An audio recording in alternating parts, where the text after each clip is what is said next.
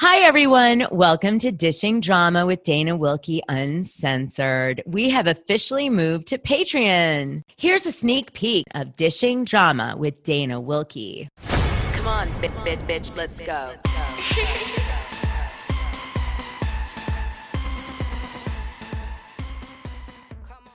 Hey, you guys. I hope you had a fabulous week. Oh, my goodness, it's been hectic.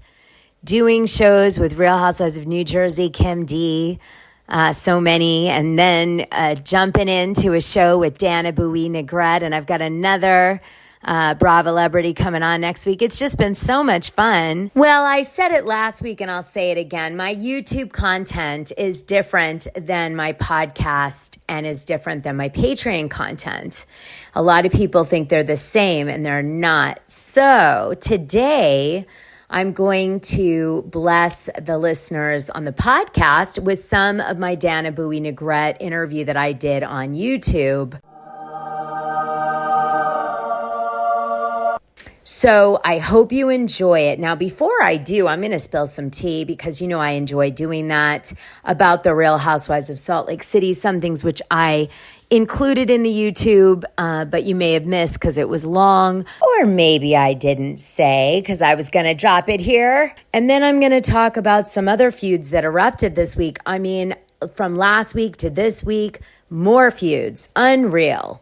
Crazy stuff. Now, I don't normally do reality on the pod all the time. I kind of skip around because I get bored. But right now, we have a lot of things happening.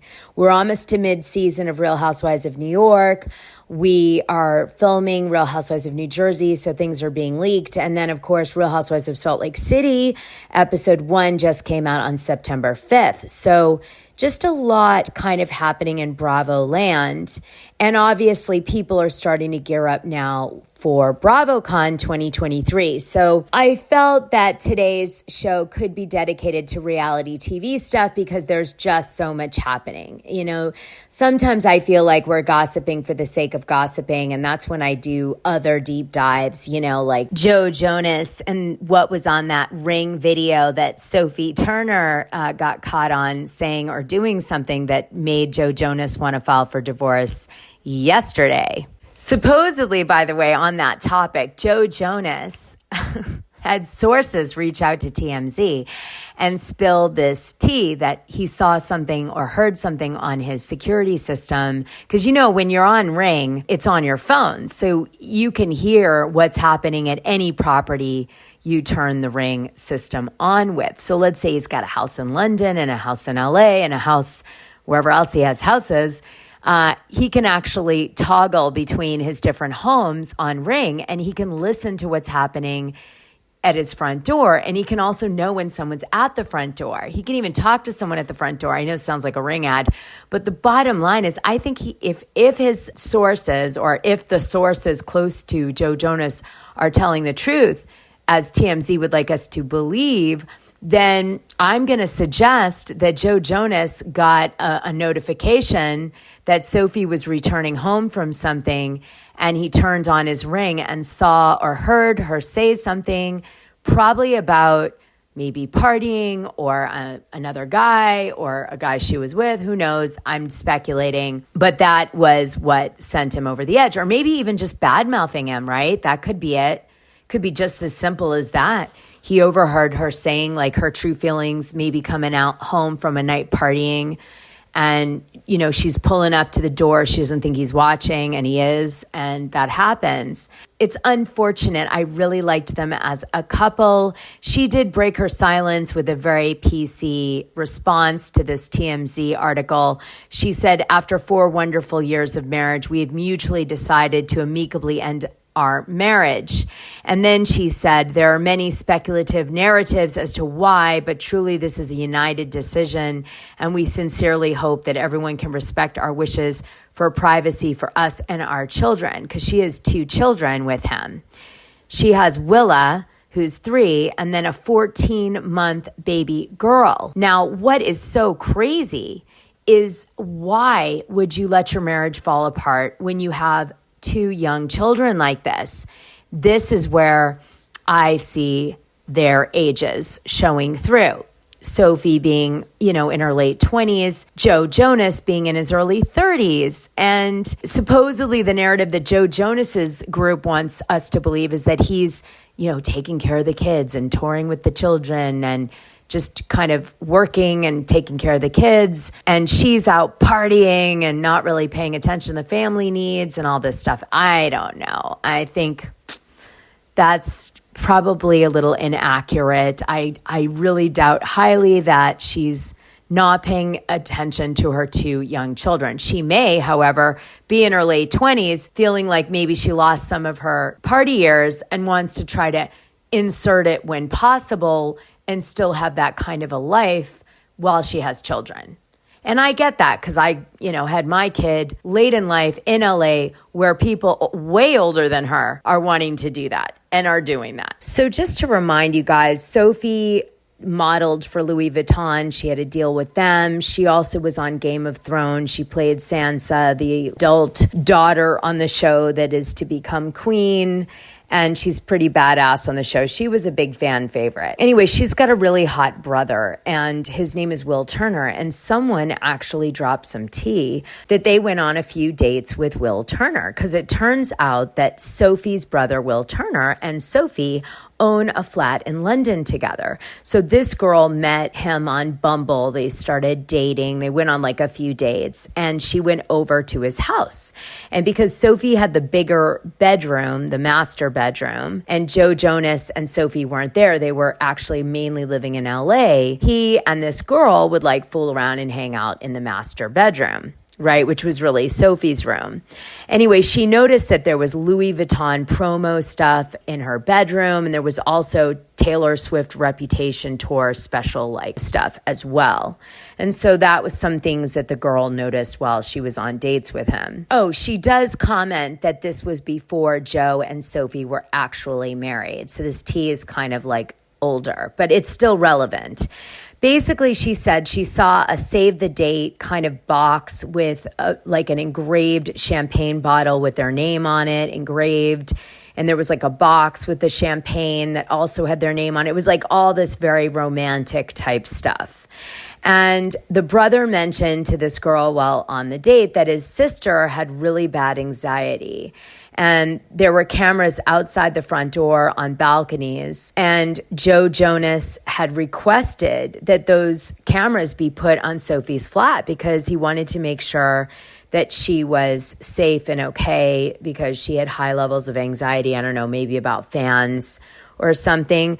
But it also could be taken differently, which is he was kind of keeping an eye on her. I don't know. Just saying. My interpretation of this Anon gossip. The brother did say that Sophie was very messy and that she had stuff everywhere in the house that was just kind of piled. So she wasn't that great of a housekeeper. But again, remember her age. She's like so young at this time, early 20s.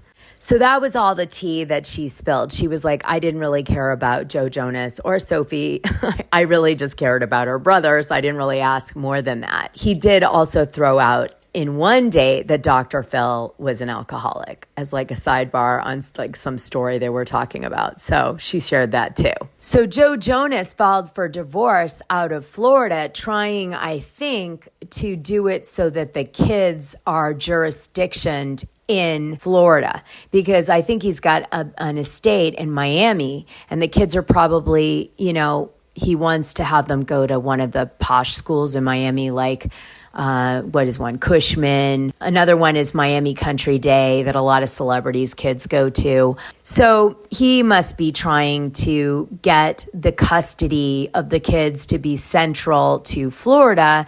And then that would mean that Sophie would have to have a place in Florida and she would have to do the co-parenting and shared custody there, which I don't know how she feels about that. But this is definitely why I think he filed in Florida. And if she had actually filed first, and let's say, I don't know, the kids were born in the UK, it would have all had to have come and been done out of the UK. Or I believe Willa was born in Los Angeles. And so that would mean that the jurisdiction for the child's custody would be out of California and they would have to all stay in California. He made a really strategic move. It's apparent to me that he was getting advice before he pulled the trigger. Now, he is keeping the kids mostly right now, and we have yet to see what her move or position is regarding this, because she's probably still trying to figure out, wow, what just happened, right? Because if she didn't see this coming, even though they were having marital problems, she thought that they were going to work through them. I mean, they have broken up before. They broke up before they got engaged. Maybe she thought it was going to like just be a tough period and they were going to work through it. If he blindsided her with a divorce, I mean, everything changes. And he did get the upper hand in this battle. So he's already got a media storyline coming out to TMZ. He's got them jurisdictioned in, the divorce in Florida. I've got the kids on me right now touring. He was in pole position to make this move. I don't know if she really saw it coming beyond the problems in their relationship, which I think they've had for like on and off 6 years, honestly. But they're very young. And who doesn't have problems when you're really young in a relationship, especially add 2 kids and celebrity to it? Okay, so I've gone on a tangent. I did. That wasn't even supposed to be part of today's show. Okay. All right, let's get back on to Bravo, because you guys love the Bravo. So let's do it. Come on, bitch, let's go.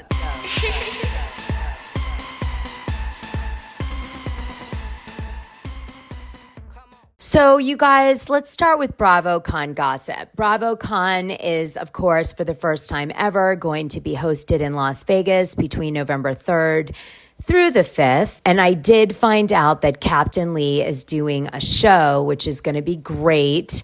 If you guys are going, you should try to get tickets for that. I've seen his show. It is very entertaining, and there's lots of insight into him as a captain on Below Deck. And also, he talks a lot about losing his son to a drug overdose that was actually caused by fentanyl, not too many drugs. And he had been sober and he fell off the wagon and, unfortunately got a dirty bag of whatever he was doing or dirty drug, and it had fentanyl in it. And you guys, if you don't know, just a pencil tip of fentanyl in any drug will kill you. And you will appear like you're in an overdose state, but you're actually dying of fentanyl poisoning. And believe me, I tell my son, John, you remember John from Real Housewives of Beverly Hills. He was a baby on the show. We used to call him Thai baby because he spoke Thai or whatever. Anyway, John, I tell all the time, he's 14 now. And I'm like, listen, you need to not recreationally use drugs because it's not like it was when I was young. There's like all sorts of bad stuff mixed with it. So don't go there because you don't want to have a situation like numerous celebrities, almost all of them die of fentanyl poisoning from using drugs that are dirty. All right, so back to Captain Lee's show. I heard there are going to be Bravo celebrities there and other reality stars are going to attend to show their love to Captain Lee and his wife. By the way, they are fab in real life and super, super cool. I'm just so happy that he's back on Bravo doing his talk show with Kate Chastain. I love him. You guys should definitely go check that out. And I do believe there'll be surprises at that show. By the way, I found out that Erica Jane Girardi's show that she's been doing is not going to be available to go to during BravoCon 2023. During those dates, you'll have to stay after or before to see it because all of the different Bravo celebrities have to get special permission from Bravo to be able to do any shows in Las Vegas during BravoCon during that period of time, or they get in trouble. So say you are one of the celebrities, like a housewife or something, and you want to do a show, just you and one of your buddies from another franchise or whatever. They can say, no, you can't do that. We don't approve that because we want only the fans that have paid for the BravoCon tickets to see reality stars during that week in Vegas interacting like that. And that's what's happening. But Captain Lee got approval. And I think because Captain Lee is epic in terms of being an OG on the show he was on for so long, but also it's on brand with his chalk show that he does. Yeah, and I heard that maybe the Queen of Versailles, who, I love her, she might be coming down to BravoCon to be partying with people. So that's kind of fun. I love her. Oh my gosh, that's actually the only reason I wish I had gone now. I'm obsessed with Jackie Siegel. She is like a standalone housewife. She's like a housewife that can actually carry a whole show, which is really saying something. For years, I wondered why Bravo didn't pursue her, like do a Real Housewives of Orlando and bring Jackie Siegel in as the core character. I mean, come on, would that not be the best show ever? She's got it down, and she's funny and kind of has all these idiosyncrasies that really are fun to watch. So anyway, maybe Andy will bump into her down there and they'll do a deal. We can only hope. We can only hope. I'm obsessed with her. I dream of going to the Versailles Mansion in Orlando. She has a show, by the way, already on Discovery Channel. Now it's been on a few different platforms. I think originally the first Queen of Versailles was on Netflix, and then she did an episodic version of the Queen of Versailles that was like part 2, years later, and that one was on Discovery Channel. But she's a treat if you haven't watched her.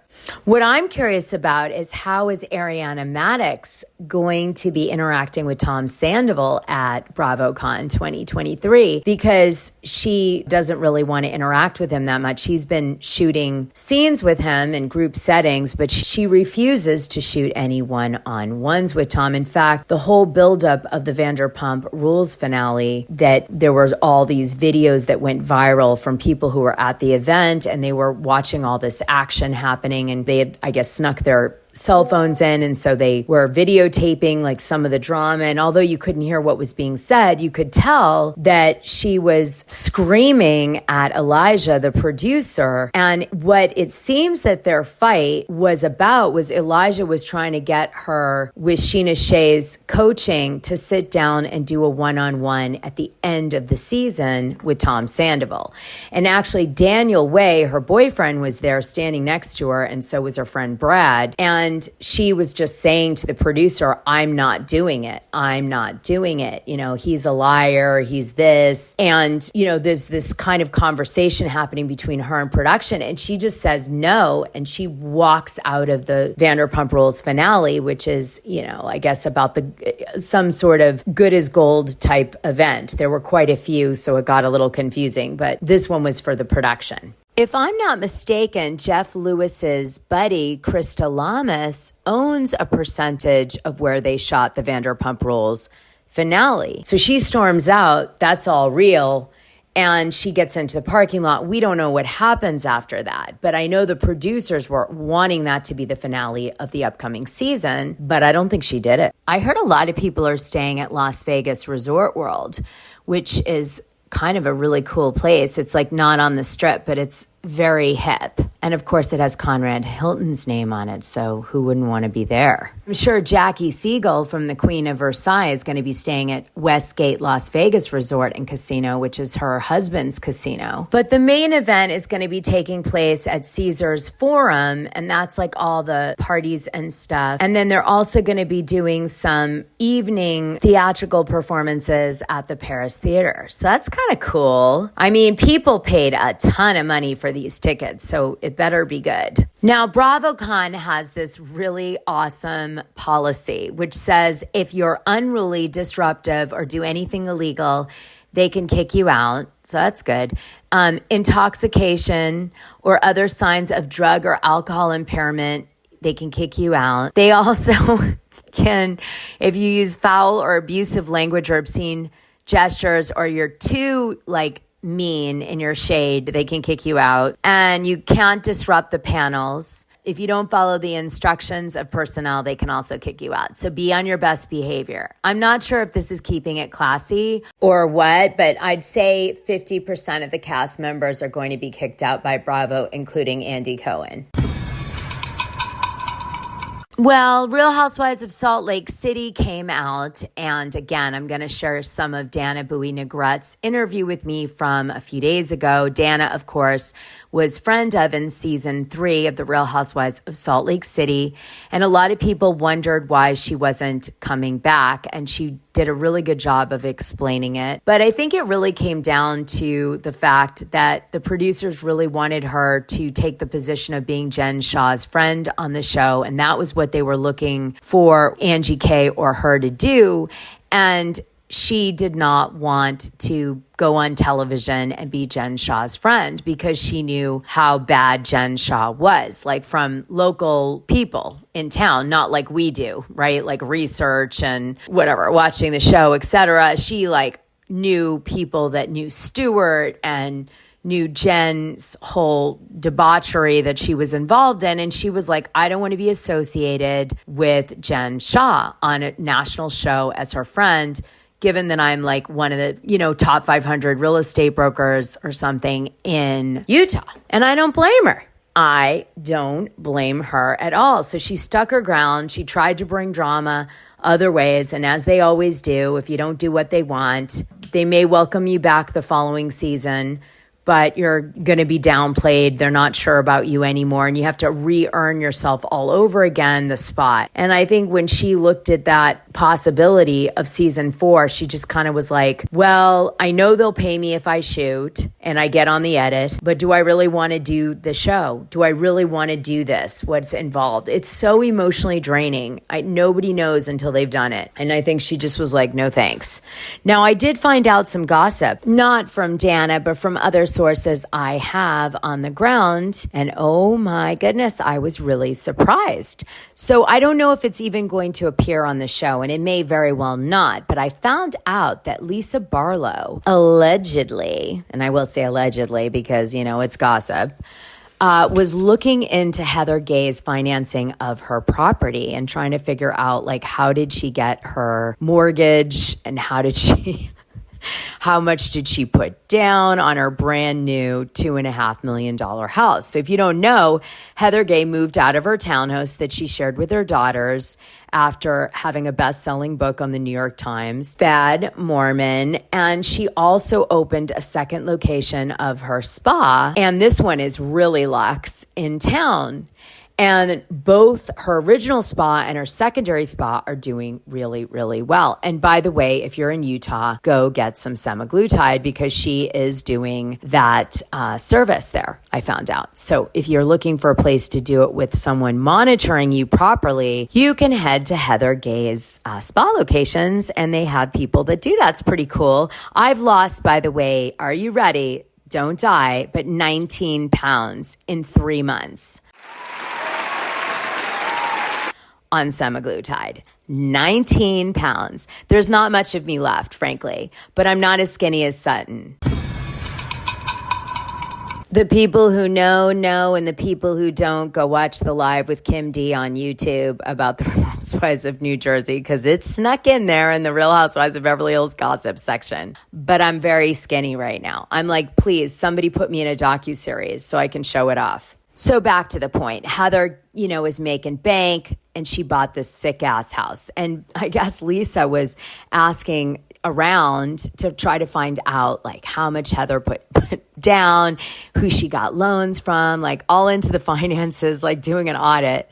And I think she was going to probably try to drag Heather in some way on the show. But I think Heather just did it normally. So I think that's going to fall flat. We probably won't see it. But I did hear that from some of the people on the ground there, funny enough. I found out some interesting gossip about Jen Shah.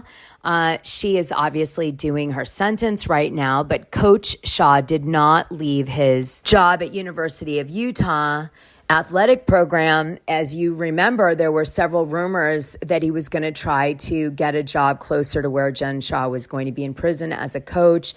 But that, I guess, never transpired because he stayed and he's still in Utah. Meanwhile, Stuart Smith, who is Jen Shah's partner in crime, literally.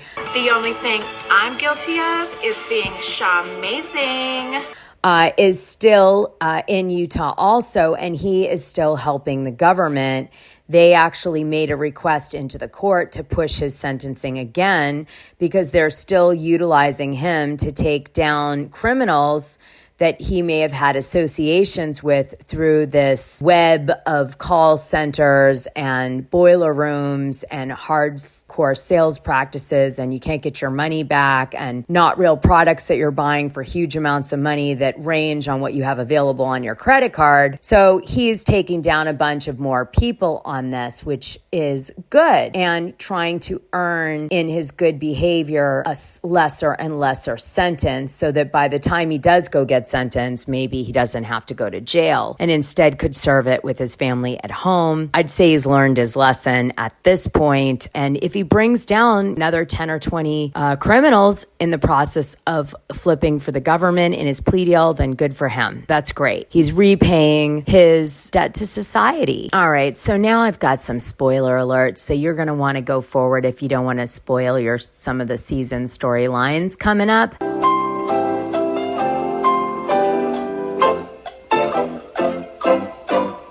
Okay, so I found out that this girl named Monica Garcia, who's the new girl, we already found out in episode 1 that Monica Garcia is a person who was a witness for the feds in taking Jen Shah down. She's sort of introduced at a lunch with Angie Kay and Lisa Barlow, part of their group, although that doesn't end up working, by the way, because Monica is loyal to no one. And that's the truth. She ends up being loyal to no one in the end. She's just drama with a capital D. Well, it turns out that the story that really happens with Monica Garcia is, yes, she was a witness for the federal government against Jen Shah. She was asked to be a front person for Jen Shah on several companies. She did assist Jen Shah, air quotes. But what I guess happened was that Monica had a really disastrous relationship with her husband, which they've already talked about on episode 1, which is that her and her husband got married. She then cheated with her brother-in-law for 18 months, and the marriage then ended, obviously. And then after that happened, she ended up, I guess, making amends while co-parenting with the father of her children to get back together again. And they resumed being together, and then it broke up again. Well, at some point during all this, Monica has financial problems and she has several kids, so she's got to really provide. And I guess her vehicle gets repossessed, and Jen Shah and Coach Shah pay to have the vehicle taken out of repo. And then she feels like indebted to them, which is why she starts working for Jen Shah. And this is how this assisting kind of begins. And then, of course, the rest we know, which is that Jen Shah tries to ask her, look, we stepped up for you. You should step up for us now and be a frontman for companies. And then she gets wind from a friend of hers that works in law enforcement that they're investigating Jen Shah and to stay miles away from her. And this makes her turn them down. And thank goodness she does, because 2 months later, Jen Shah's arrested. And so that is where the rumors around Monica being involved with money laundering and Jen Shah came from. Not to be confused with the money laundering allegations that are going to be, I believe, tossed at Angie Kay based on the teaser.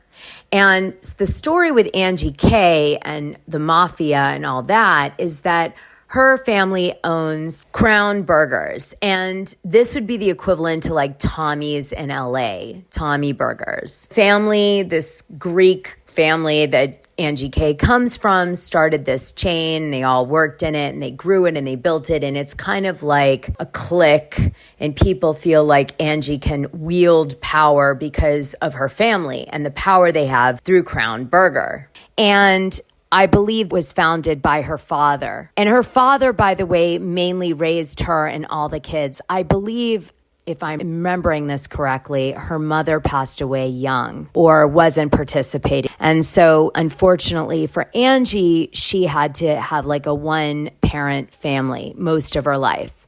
Her dad was super hardworking, and he is an immigrant who came over from Greece to the U.S. and then, settled with Utah. And he has many children, and he raised them all, and they all love him. And he's like an amazing man. This is, I guess, where this mafia rumor is coming from. It's like the Greek power family kind of scenario. But from what I understand, Angie actually had to bust her ass, even though her family has this like chain of restaurants or whatever. And the way that she mainly made money was because of her husband, Sean Trujillo, who is supposedly very, very smart. I'm probably saying his name wrong. Forgive me. But Sean and her started a product line, and they made a lot of money in that product line. And that's how she got the lavish lifestyle. And also that is where she was able to launch her salon. Her salon, by the way, is called Lunatic Fringe Salon. Now, I think this is where that rumor is coming from. And I think they're going to throw some sort of money laundering allegation out at her, I guess, based on this mafia theme. And somebody probably dug up some dirt that they're going to call out about Angie K. Now, Angie K is going to be Lisa Barlow's main friend on the upcoming season, and that's because the women really, truly behind the scenes are like done with Lisa Barlow, although Meredith appears to be giving Lisa a little bit of a rope, a lifeline. And I do think we're going to see some of that rekindle a little bit in their friendship. I thought for sure they were going to talk about Angie K rumors that she cheated on her husband with one of the partners in her lunatic salon. But apparently that isn't playing out, or they're not doing it. I don't know. But I was surprised. I really thought that they were going to kind of pursue that gossip. And that is gossip, by the way, but it is around in Salt Lake City. I also heard rumors that there were going to be a bunch of people bringing up Lisa Barlow's infidelity again, and that may be coming out on the show again, because I guess there's a lot of rumors of Lisa Barlow in Salt Lake City having infidelity on her husband. So like it's in everybody's mouth, but it's not substantiated. So I don't know, maybe the producers are going to bring that up again to try to like see if any of it sticks. You know how they do. Turns out Mary Cosby is making appearances as Meredith Marks' friend, but she doesn't actually shoot or film that much during the season, so we're only going to see little bits of her. Maybe they'll like kind of like chocolate for a fat kid. And with Mary, you don't need too much of her. You know, she's so strange that you just need little bits of her and it's enough, you know? By the way, if you missed it, on episode 1, Mary Cosby admits that she thinks her son, Robert Jr., may have gotten married, but she's not sure because she doesn't really know. She hasn't had a chance to talk to her son about it. And the producer's like, you live with your son, so how do you mean you don't know if he got married? And she's like, well, I just haven't spoken to him yet. Right. Yes, I know. It's just very strange. Oh, by the way, Robert Sr. is staying in Las Vegas the whole time Mary's shooting and before Mary was shooting. But again, we know why, because they don't really have that kind of relationship, I don't think, anymore, or maybe ever.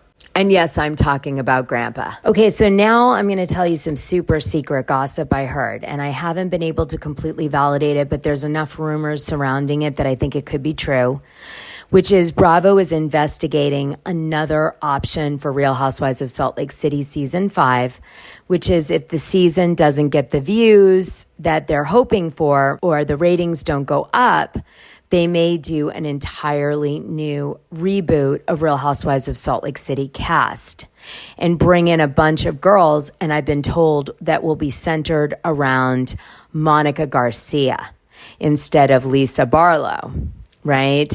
Now, maybe they'll take 2 OGs from the original cast that are like the most popular girls and let them exist within this new girl group of Monica Garcia. But that is the rumor. Now, can you imagine if like Lala Kent ends up on it or something? I'm serious. I thought about that. I'm like, wait a minute, Monica Garcia's Lala's age and her same like spiciness. So Lala's been saying forever she wants to be on Salt Lake. So maybe if Vanderpump Rules is wrapping up for her, they might move her over to that, because her family is in Salt Lake City. So I thought that was kind of something to bring up to you. I mean, obviously, the Lala part, complete speculation.